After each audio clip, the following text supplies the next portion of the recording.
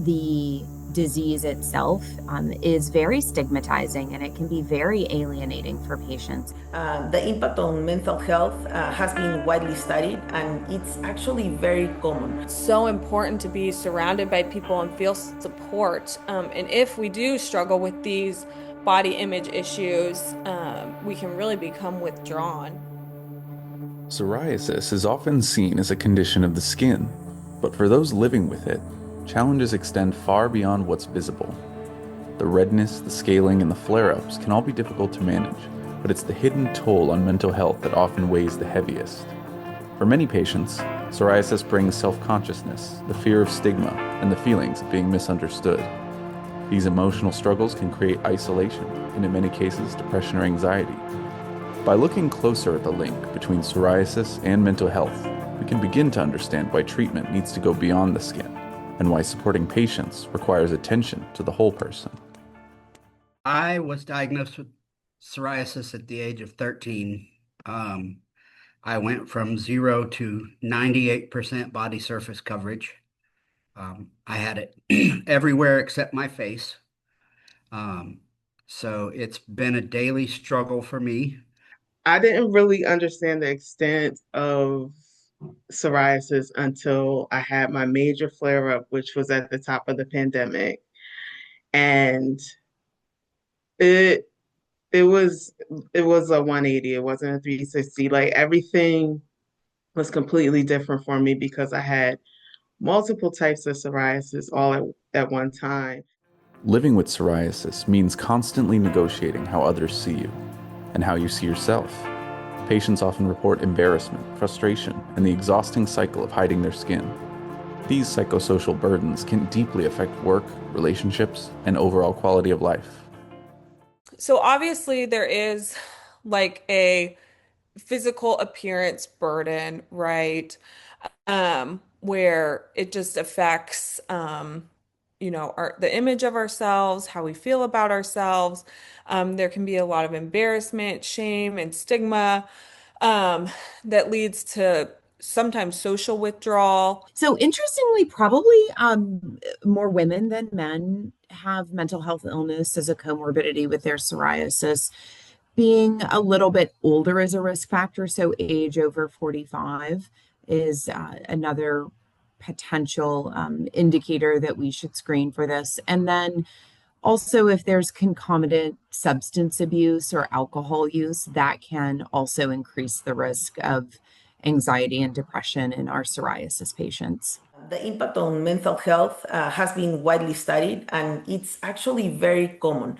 So 1/3 of our patients that will have either an autoimmune disorder that has manifestations on the skin or an autoinflammatory disorder can have up to 30 to 35% more risk of having depression, anxiety, and mental health disorders.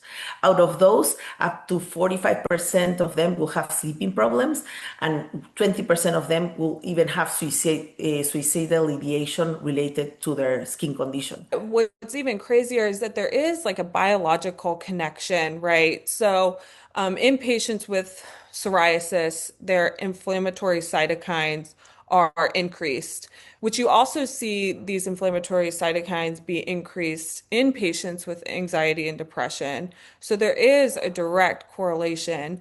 Yeah, the plaques of psoriasis are often in visible locations, knees, elbows. It can affect the hands. It can affect the face, the ears, the scalp, and extend onto the neck. And so it can be hard for individuals with psoriasis who have poorly controlled disease to hide their skin lesions. And in public, that can be embarrassing. People stare.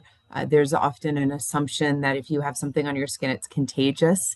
And so all of this can contribute to low self-esteem in our psoriasis patients. And that in turn contributes to things like depression and anxiety. In terms of psoriasis in particular, that's again been very widely studied too.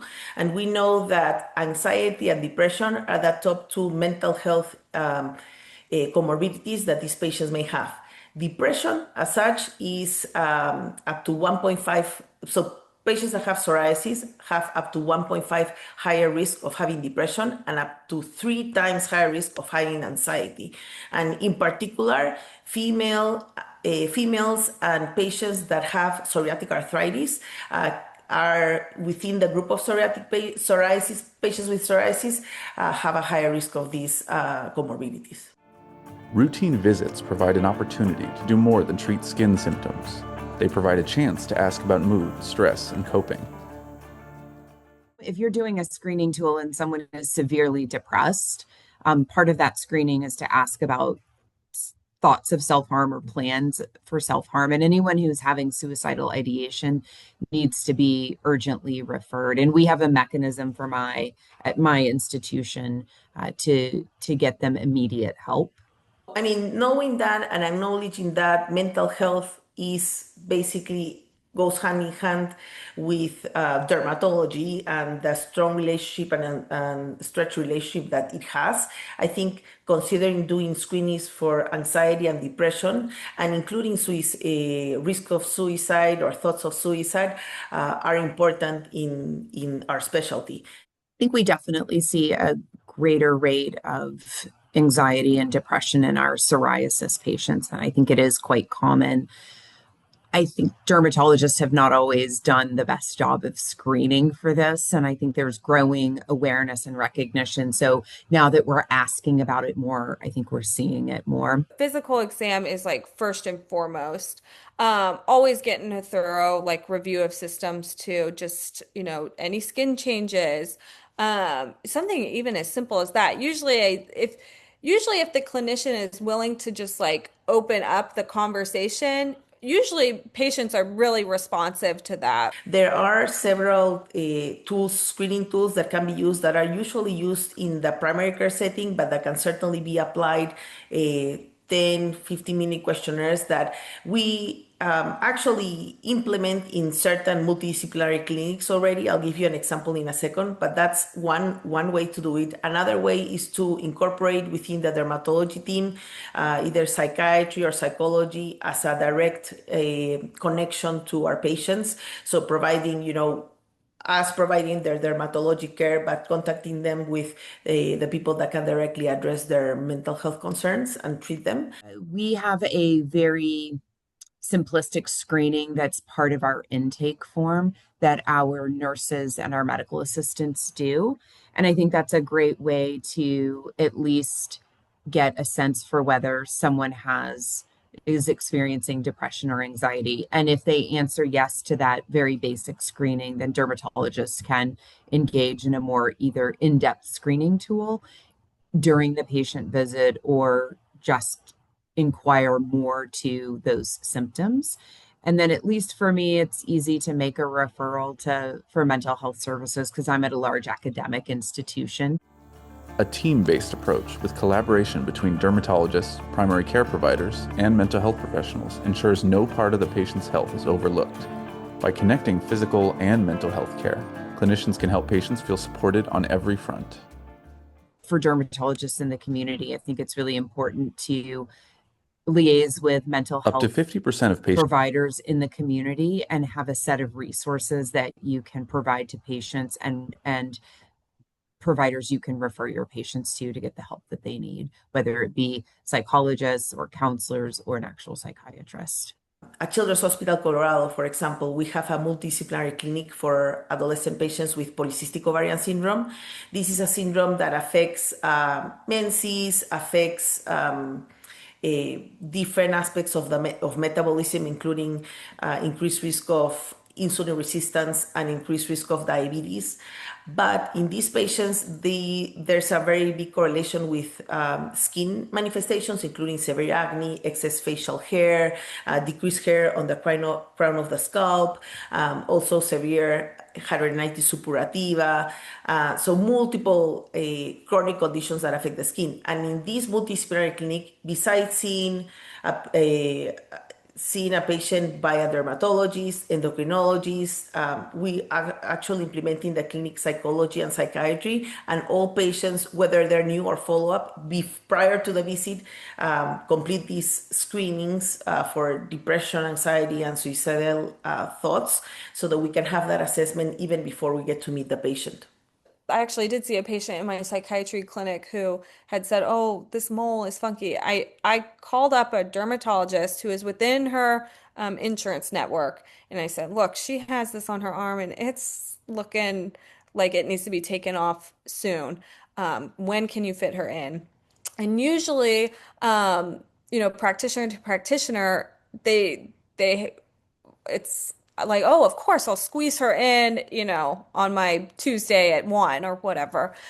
Um, Sometimes getting referrals like to and from, it kind of gets lost in translation. Like I know I put a lot of referrals in, and then it gets sent to my office staff, and then my office kind of manages it from there. But yeah, I like direct communication. And sometimes having the patient even there, like, oh, hey, can you hand me your insurance card so I can, it does take time. It is timely, but I do think that it's one of those things that's kind of been lost in just general practice. Is just that basic communication. Everything is so digitalized now. So um, that I believe would be the fastest way. Maybe not the easiest, but quickest way to break care barriers. It's nothing that we have published, but I certainly have seen patients improve with that coordination of care in terms of addressing their skin psoriasis, but also addressing comorbidities and mental health. And again, I'm at an academic institution, so it makes those collaborations really easy. But I've had some really nice success in terms of my psoriasis patients who have depression or anxiety, but mostly depression, and who also are morbidly obese in terms of coordinating care among like weight loss clinic, primary care, mental health providers, and then dermatology, and us all working together to improve the patient's overall well-being. There is a conversation emerging about collaborative care and about a multidisciplinary approach to treating skin conditions like psoriasis and their mental health comorbidities. I think it would be a really good idea for newly diagnosed psoriatic patients to be given a referral for mental health, even if it's just a counselor, because the biggest problem with psoriatic patients is they'll hide themselves, not necessarily not going out, but like um, they'll wear long sleeves, long pants when it's 100 degrees outside, just because they don't want to face the questions. Um, and so I think having someone to talk to um, in their support network would be really beneficial. I was having such a difficult time, like just trying to find information and the resources that I needed. And like so many patients do, we go to like Facebook or Google, and I was like, hey, like, okay, I need to get connected with an organization that is going to help me, and that's what I did. So once I got connected, I got connected with the patient navigator system, and they center rather, and they like sent me samples that gave me information. It was great. And then I got connected with a mentor, and from there, after my experience with that, I later became a one-to-one mentor and an advocate through the National Psoriasis Foundation. The Psoriasis Foundation has what are called they have mentors that the I know because I'm one of them. The patient is paired with an experienced mentor, and we work with the patients to guide them through their care journey. We don't give medical advice, but we'd be like, oh, well, I tried, I've done that treatment, and while it didn't work for me, hey, here's why it might work for you. Or if they're struggling with a treatment, we could be like, well, have you talked to your doctor about XYZ? listen to yourself. Like, you know yourself best. You know, you live with your body every day. You know how you feel. Validate yourself. Your feelings are valid. So if you ever experience anything like I have in the past, where you might have a doctor that, might be dismissive or doesn't hear your concerns, trust in what you're experiencing, what you're feeling. And it's okay to go to another place. It's absolutely okay. And doctors are humans. They're people too. And so they're not, just because you don't have a PhD behind your name, you know how your body feels. Clinicians can act now by incorporating routine mental health assessments, coordinating care with psychiatry and primary care, and maintaining awareness of the high prevalence of comorbidities. I guess my hope for just any area, including my own, right, is taking the time to spend with the patient to get the whole picture, right? So, I think I was saying like I have patients every 20 minutes. It's very hard to get to know somebody in 20 minutes. It's hard to address every concern in 20 minutes. So, but then there are some patients who do need more time, who maybe need to be on your schedule for an hour so that you address all the concerns. Yeah, like mentioned before, there's now this background of studies that are showing more and more that the use of systemic therapy, like biologics, that decrease inflammation from an internal standpoint for psoriasis, can both improve, severe disease, widespread disease, can help with psoriatic arthritis, decrease pain, etc., but also can have a direct impact on mental health, as some of the pathways that are related to depression and anxiety share cytokines that are affected by these newer therapies. Yeah, I think that one of the things that is, I think, so problematic in inflammatory skin disease in general is the degree of fatigue that it creates for patients. And while some of the medications improve that, many patients, even when their skin is well controlled, continue to battle with fatigue. And I think that that has a significant impact on quality of life. And I think that that's an unmet need in research about how we can actually mitigate the chronic fatigue associated with many of these diseases, not just psoriasis, but other inflammatory diseases as well. See, educate yourself, look at numbers. I think giving numbers to people is a really good way of engaging them in the conversation. So having some data and some background when you are sharing the information of why we're asking about depression, why are we asking about anxiety, and then just become slowly but surely comfortable in discussing those topics. Because I feel like sometimes, we obviously in dermatology, we're focused on the skin because that's the primary problem. But if we only focus on the skin, as I said, we're only looking at like the tip of the iceberg. We're not addressing the main issue. So we have to become comfortable with having a difficult conversation with patients, because at the end of the day, that's how we're going to improve their health, like as a whole person and not just their skin. Psoriasis may begin on the skin, but its impact runs deeper.